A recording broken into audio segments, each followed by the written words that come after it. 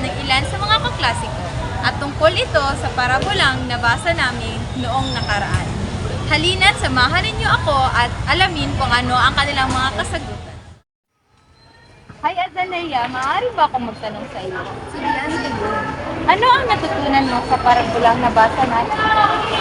Ang natutunan ko sa parabolang, ang pusong katiwala ay huwag natin sayangin ang tiwala ng tao sa atin. At paano ba ito maitutulad sa iyong buhay? Maitutulad ko ito sa aking buhay na pag napapagkatiwalaan ka sa maliit na bagay ay mapapagkatiwalaan ka din sa lahat. Maraming salamat sa iyong sagot, Azalea.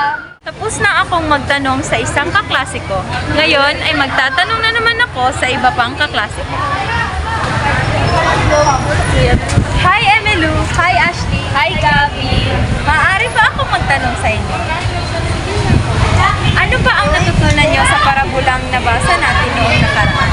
Ang natutunan ko sa parabolang at tinapay noong nakaraan ay huwag mong gamitin sa maling paraan ang biyayang ibinigay sa iyo ng Diyos. Ang natutunan ko naman sa parabolang iyon ay ang pagkakita ng tiwala ng Salamat sa inyong mga magagandang kasagutan.